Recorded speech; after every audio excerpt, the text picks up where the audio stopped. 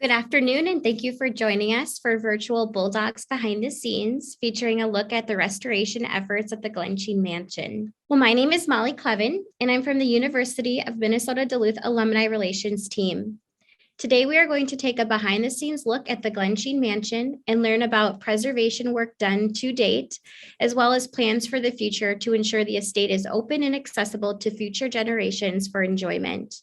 I'm excited to welcome Dustin Heckman, Director of the Glensheen Mansion, with us today.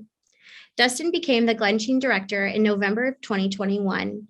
He holds a Bachelor of Arts degree in History from Minnesota State University, Mankato, and has worked professionally in museums for the past 15 years. Dustin lives in Two Harbors and enjoys exploring the North Shore and enjoying the beauty of Lake Superior. I will now hand it over to Dustin. Thank you, Molly. Appreciate it. And hello to all of the UMD alum that are joining us today. I'm very excited to be here and being able to tell you a little bit about Glensheen and what we're doing here. So as Molly said, I'm Dustin Heckman. I'm the director here at Glensheen. I've been here just for a few months. And so learning a lot of these different projects that we've done over the last few years has been just magical, and just learning all of that and just how much work has been done to keep the estate going and what all goes into that. So my presentation today is preserving Minnesota's mansion, a look at Glensheen's preservation work. So for those of you that are unfamiliar with Glensheen, this is the estate of Chester and Clara Congdon, built between 1905 and 1908. It's a large 39-room mansion that sits right on the shores of Lake Superior and is known as the #1 visited house museum in Minnesota, as well as the Midwest. So we are very happy about that, and we enjoy talking about Glensheen and everything that we have going on here. But first, on a super happy note, there's an important part about today of why, when Molly offered some different dates, that I took this one today, and that is because today is Minnesota Day. Happy 164th birthday to Minnesota. So Minnesota became a state on May 11th, 1858. So I thought this would be a perfect time to talk about the mansion, incorporating into statehood day there. So there's a little history fact right off the bat that has nothing to do with Glensheen, but just kind of insights you into my nerdiness a little bit on history itself. But thought, this is a nice way to kick it off today. So in the last 10 years at Glensheen, we've completed over $10 million in preservation and restoration work. That is an amazing feat. My predecessor, Dan Hartman, was part of a lot of that work. He was the driver in that and helping figure it all out. So I'm very grateful to him for that work that he's been able to do to help set me up in my position here for a successful start. So we're going to go through and talk about some of those projects, where they got funded, how do we identify some of these projects, and also what is coming ahead. You'll see in most of my slides that I'll mention the cost that it took to be able to do some of these projects. The ones I don't know, I do leave it blank just because I wasn't able to find all of that. So this picture here of the former Gardenerry and the backside of Glensheen, it's a great way to start out. As you can see right in the foreground of that picture, the formal garden, you can see some of those balusters and columns that are missing right there in the immediate picture. So we'll talk a little bit about that project later and where that is going. So how do we fund some of these projects that we have here at Glensheen? So there's multiple different sources that we use. So I'm just going to highlight some of the larger ones. The Clean Water Land and Legacy Amendment. For those of you that live in Minnesota or have lived in Minnesota, you may have heard of this amendment that was passed in 2008 by a vote of Minnesotans to preserve the water, land, and the legacy of our state. A portion of that goes towards what is called the Arts and Cultural Heritage Fund, which funds historic preservation projects, history, and the arts alike. So what this fund was created out of through the constitutional amendment to raise the sales tax in Minnesota by 0.375%. So that portion that is set aside goes directly into these funds, and a portion of that larger pool is set aside for the Arts and Cultural Heritage Funds. We've applied for grants through the Minnesota Historical Society to do some of this work. The state of Minnesota itself has been involved with projects here through bonding funds. So we'll talk about one of the projects we have going on right now a little later on that are exclusively through bonding money from the state of Minnesota. The university system and the UMD directly are helping with some of the project funding, and this is through an annual appropriation we get for maintenance work through what we call our plant fund. So those come directly from the central pool of funds within the university. We also help fund these projects through our donors, whether it be at donor events like the Glensheen Gala or direct fundraising appeals to individuals and direct solicitation and stewardship with others as well. Tours are a big part of how we fund these projects. So each year, whatever excess revenues that we make throughout our budget, which mainly comes from tour income, we directly set that aside to go into assisting with preservation projects like this. So if you've come and toured Glensheen before, thank you so much, because this has helped us in funding a lot of these projects. Another source that we have used in the past is tourism tax dollars from the city of Duluth.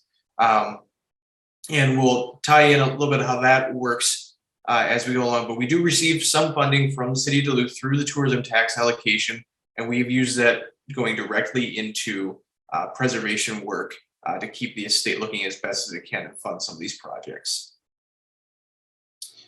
So how do we identify some of these projects that we are working on? So there are two main reports that we have that are available to us that tell us what are some of the building conditions, and what preservation treatment is recommended. So the first is our historic structures report.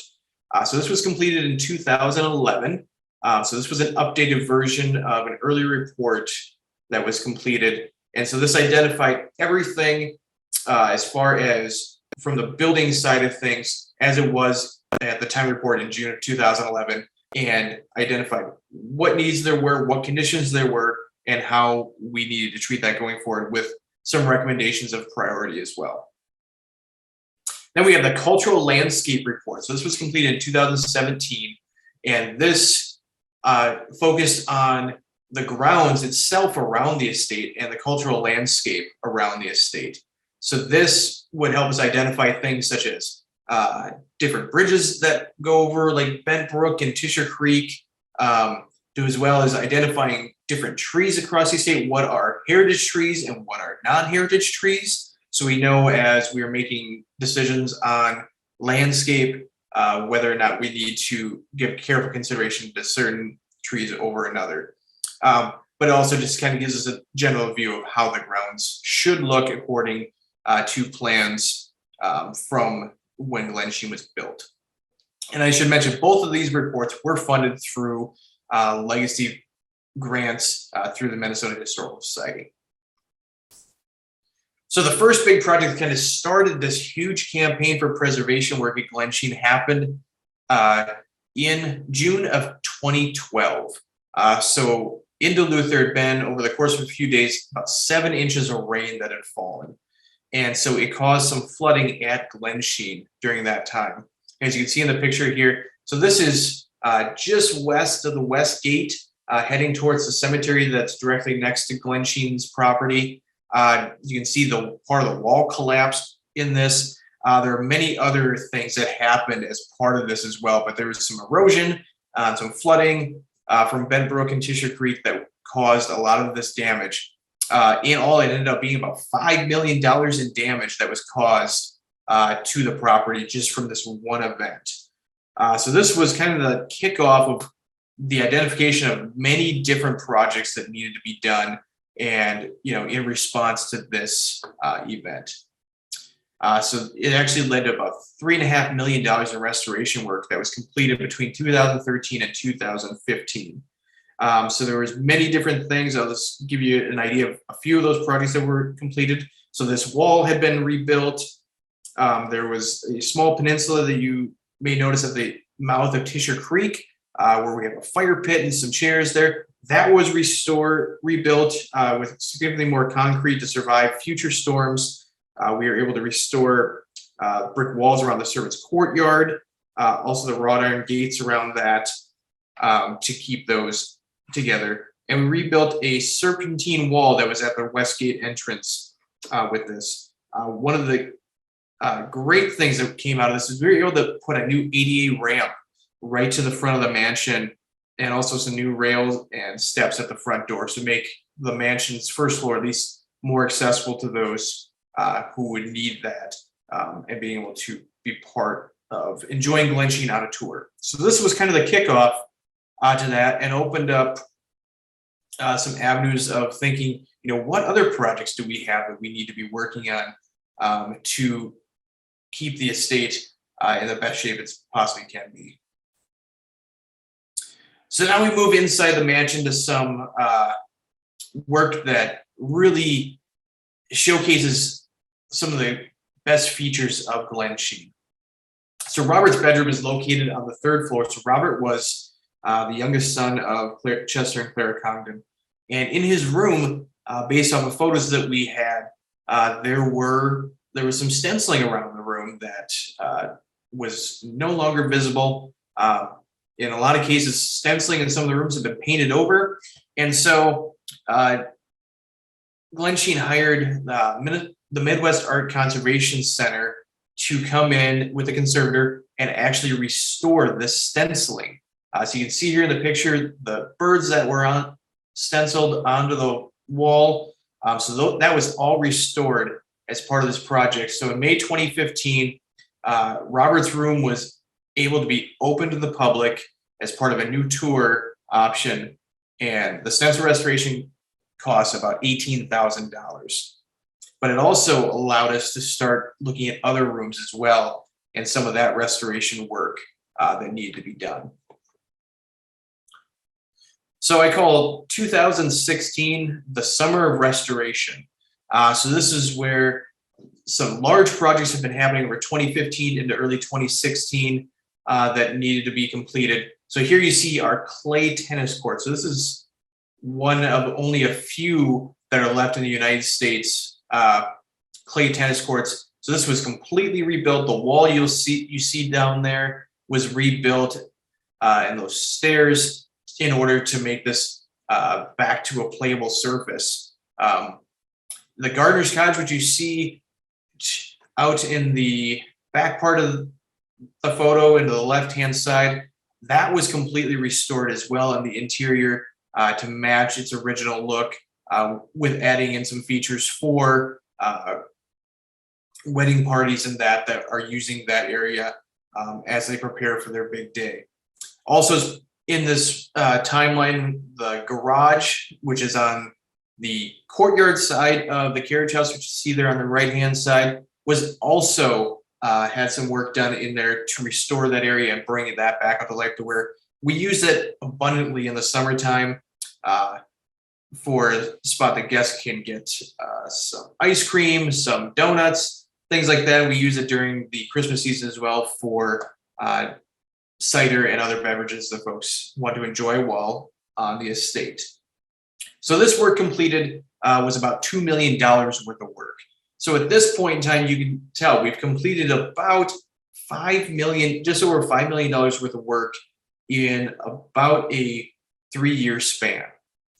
So this was a huge, huge amount of money to be used to help complete work here on the estate.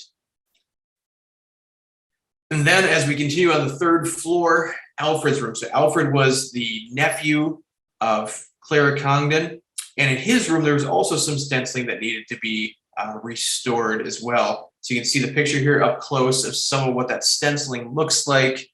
So that was the next room that was tackled, again with conservators to move back the paint layers and bring back the stenciling that was there. So this was done, completed in May of 2017.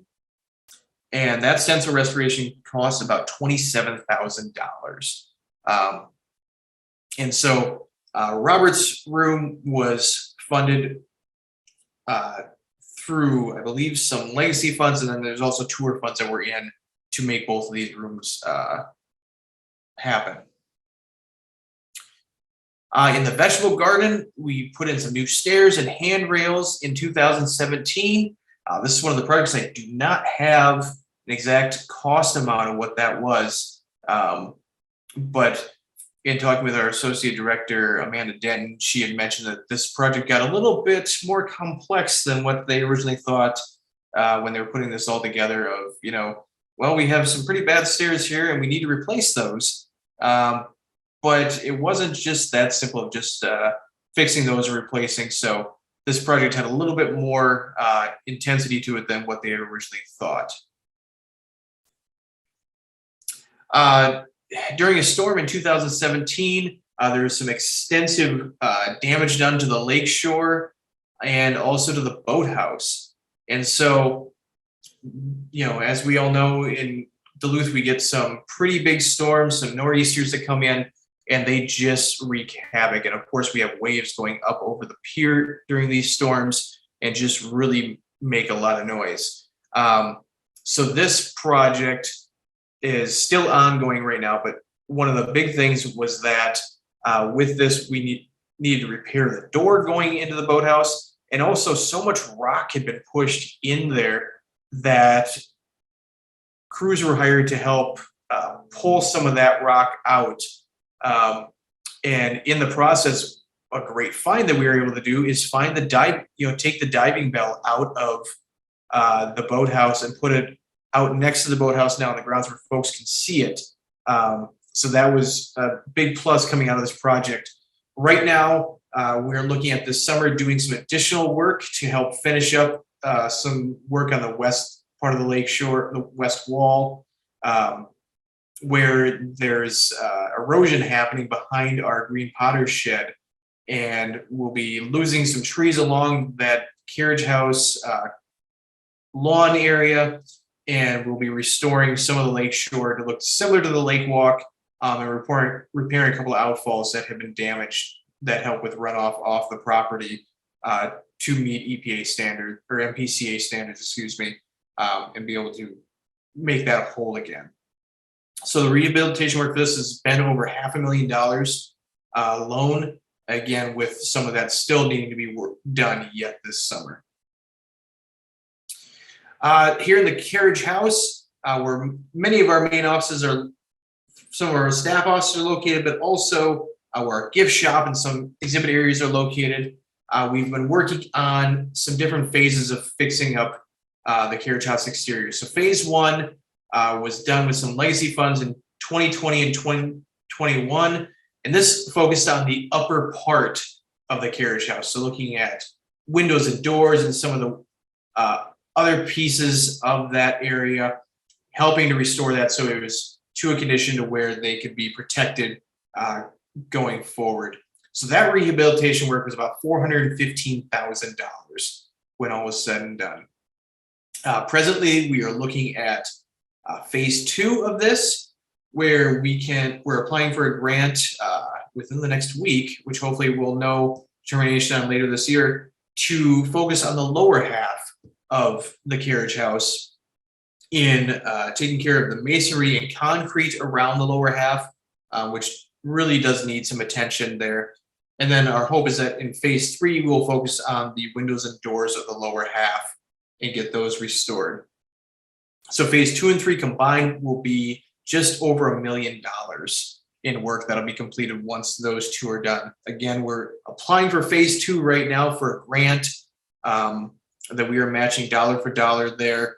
And then we hope to eventually apply for phase 3 after that is wrapped up, so that we can have the building envelope of the carriage house completely restored and taken care of. So that way it is all protected and in good shape. So a big project that many of you may have noticed if you visited Glensheen here in the last year is our formal gardenerry is completely being rebuilt and restored. So this is a picture actually from last week of what it looks like in that area right now. So you can see all the garden walls have been put up with the exception of one spot where they're able to still get equipment in there. And what you're seeing right in front of you is actually the fountain pool area.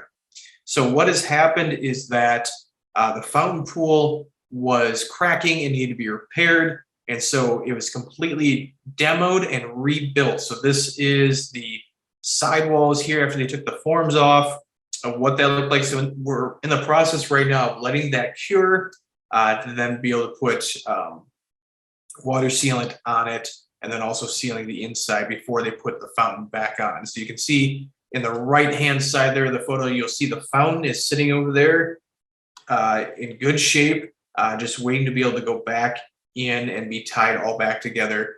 Once that part is completed, they're going to continue to grade this, put down some new topsoil, put in the new paver pathways, and then start planting and closing up this area. So we are very excited to see what this is going to look like once it is all said and done. But I can tell you right now, it looks tremendously better than what it did pre-construction. So the other part of this project that's not as exciting, but it is for us here, is we're getting also a new boiler in the mansion. Our current boiler just needs a little help. So here, as soon as we know that we're not going to be dipping down to the low temperatures again, we're going to have that boiler replaced in the mansion.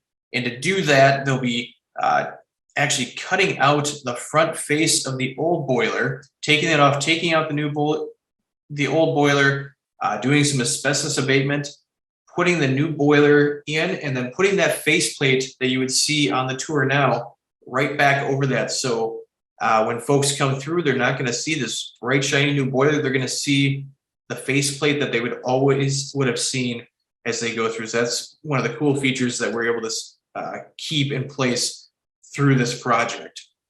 So this project started last July, and this is being done with bonding funds. So this was $4 million in bonding funds to make this a reality.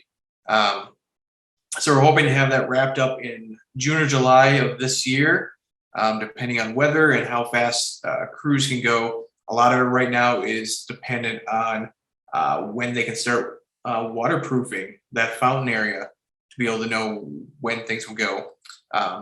Depending on how things go, we may have a few other projects that come out of this. But for right now, this is the big part of it. And we're excited to see what this is going to look like as we go forward. And I know many of our guests are excited to see what this will be once it's all completed.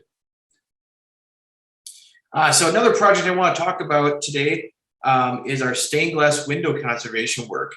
So if you've been in the mansion before, you'll know when you come through the front door, you see the steps going up to the second floor, and there's a landing right at the top, and there's 3 sets of stained glass windows. These are very iconic for visitors, and they really set the tone for your visit, and also that ascent up to the second floor. And so what we've been working on the last few years is slowly conserving each set of those windows. So there's 3 different sets. There's the east set, middle set, and the west set. So 2 out of those 3 have been done. And here's a photo of some of that work being done. So labor intensive, taking the putty out that was there, holding this all together, redoing that, setting everything, making it, there's areas where the glass was bowed. So getting that all flat again, making it look as it would have the day Glensheen was built. So this is work that is ongoing right now. We started in 2019. As I mentioned, we have done 2 sets of these already at a total cost of about $34,000. So right now we are working to complete that 3rd set. We recently sent out an appeal this spring to help raise some funds for this with the hopes that we'll be able to meet that $20,000 need to be able to make this happen. Our goal right now is if we can raise half at least, we'll look at a legacy grant to fund the rest. But obviously, if we are able to fund it all in one foul swoop, that would be great. So this is definitely need that we're working on right now, a project we can see right in front of us that we're trying to finish up. And then once this is done, we'll have all these stained glass windows in that landing fully conserved and ready to shine for another 50 to 100 years at least. And so within these windows, there's hundreds of pieces of glass. So again, this is very labor intensive work that gets done here, but obviously one that our guests notice quite a bit as a iconic spot for a lot of folks where they can stand on that landing, they can look out at the boat pier, they can see the sun shining through, they can see the form of garden from that landing, but also just that idea of when you walk in to that reception area, right when you walk in the front door, you can look at the landing and see these windows and the light coming through them. And it's just one of those amazing things, especially on a sunny day like today in Duluth. A lot of people just really enjoy seeing that. So throughout this, I know I've mentioned a lot of projects. There are some, I'll admit, I forgot about probably in here. But this is how we got to being over $10 million in restoration work in the last 10 years. Again, I give a lot of credit to my predecessor, Dan Hartman, for spearheading a lot of that. And we're continuing to make impacts to continue that work. So that way we can have Glensheen shine as best it can for every guest that comes through from now until, the next 100 years. And so we're really proud of this work. And I hope this gives you a little idea of just what we've been able to do, what we've been able to accomplish, and seeing a little bit of what the future holds as well. Well, thank you, Dustin. We are going to transition to our question and answers. We're going to flip our cameras on. So to get us started, I know you had touched a little bit on this, but there were some questions regarding what do you see as the biggest challenge in restoring Glensheen over the course of the last few years or in the future? Yeah, I think one of the biggest challenges, I think the easiest answer is money. But besides that is really just in that prioritization of using the historic structures report and the cultural landscape report and finding what those big ticket items are that we can accomplish, and also being able to keep some momentum going as we're doing these projects, and making it so that people really see the impact they're having. And that's why I wanted to emphasize one of our funding streams being that tour revenue. We're not just taking that and just setting it aside. We're taking it and putting it back in the estate. And that's how we've been able to fund a lot of these projects. And so that is where I think those are some of the challenges we have going forward, is just identifying some of these larger projects. We have plenty of smaller ones to do, whether they be outside or inside the mansion. But it's coming to the point where we're getting to some of these larger ticket items that could really add up in dollars and take a lot of that. And so how often is that historical structures report revisited? Is that annually? Does that happen every couple of years? So for us, we do look at it on a continual basis. I believe the 2011 update was an update of the 1989 historic structures report. So you had, about a 20-year span there where it hadn't been updated. But, probably as a continual practice, we will look at updating that more and more. And obviously we're using it as the marker of like, okay, we've gotten through this project. Here's the next one. We've gotten through that one, and being able to show our progress really well. The best example I can show of that is our collections manager right now is working on a long-term preservation plan. And we had an assessment done called a CAP assessment. This was, I think, early 2000s or maybe late 90s.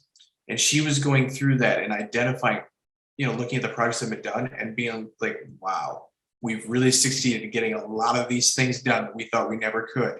And so that just gives us a little bit more momentum to like, hey, we can do this. We're going to find these projects and we're going to keep going with it. And then with your preservation manager, there was a question that came in wondering about the replacements for all of the windows and doors. Does the preservation manager would assume that they are a big player and decision maker to kind of honor the history of the house? Can you talk a little bit about that, where you're getting the replacements for some of these one of a kind items? Yeah, so what we do is our collections manager is part of those discussions. And so because Glensheen is on the National Register of Historic Places, we do have to submit any plans for work through the State Historic Preservation Office to make sure it meets Secretary of Interior standards for preservation work being done on a National Register property.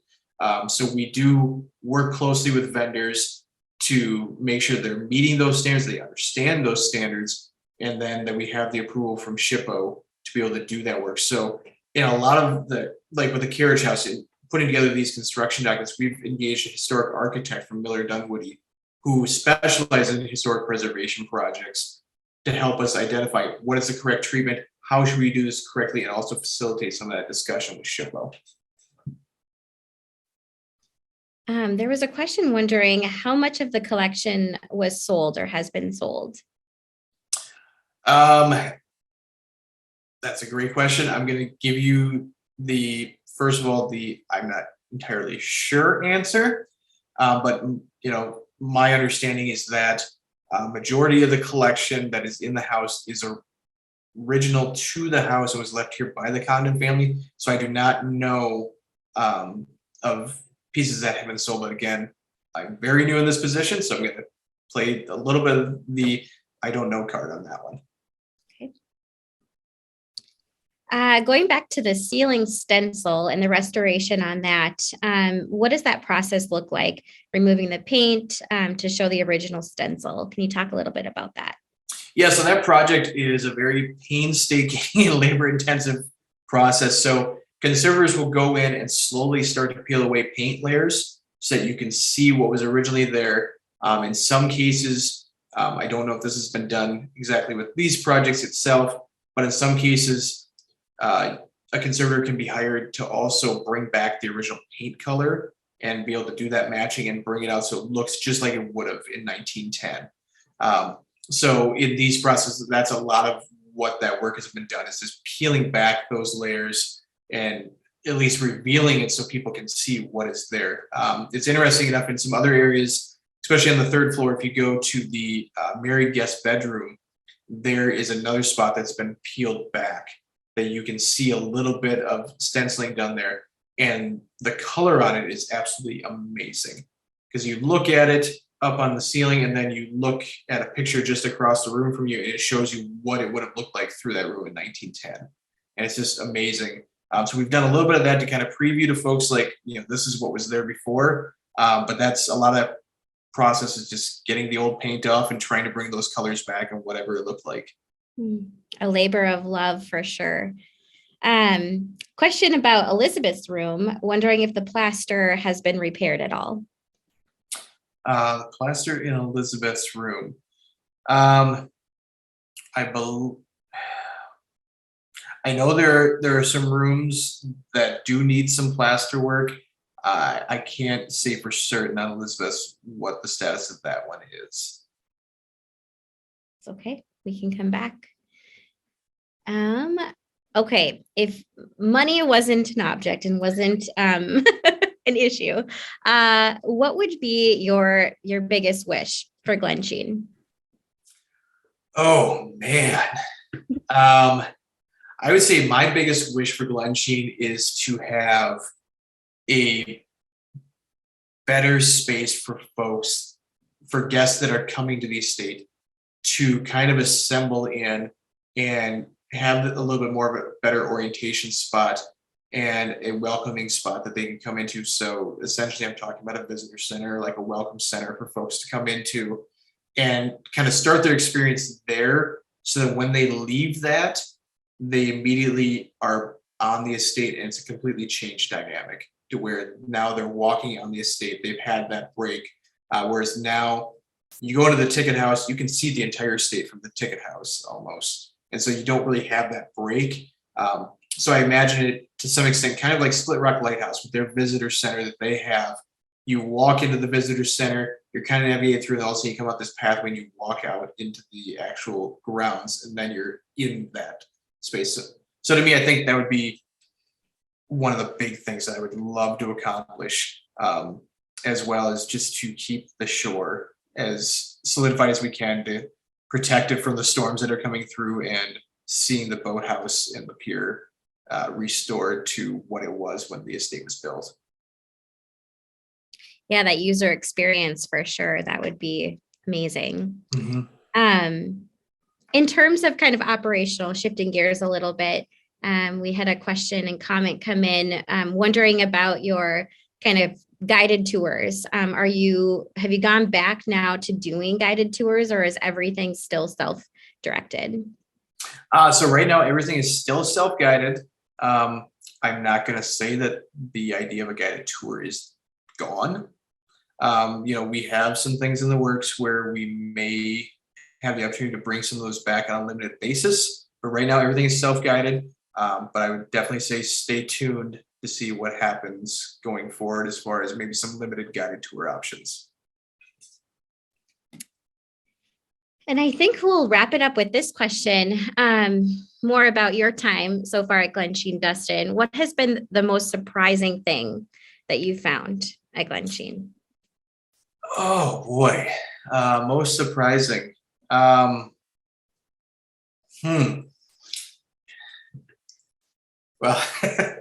I'm gonna use this more as a comical situation. Becoming, for lack of a better term, a game warden. If you know the estate, we have Tissue Creek that runs through, and we have a lot of anglers that like to fish there. And so one of the things I did not know I was going to be is someone that had to grant permission to folks to be able to use the estate and be able to fish in that area. So in the last couple of weeks, I've authorized quite a few permits, so to speak, for folks to do that, just to be able to cross the estate. But I think the biggest thing for me is just being able to come to this great place. I know, I was with some family this weekend, and they're all asking me about the mansion and what is it like. I'm like, well, I can't complain. I get to look at Lake Superior every day. I can look out my office window and see the lake. I can see the pier. So I think it's just having that inspiration every day to be able to come to and to refocus yourself and be able to have something to strive towards. I think that is the biggest thing for me right now. That's awesome. Well, and on that note, thank you so much for taking the time and giving us that inside look at the restoration efforts. It's definitely a heavy lift. And so it'll be fun to see all of these projects come to fruition, hopefully soon. So with that, a big thank you, Dustin. And we hope that you'll all join us again for future events. Thank you.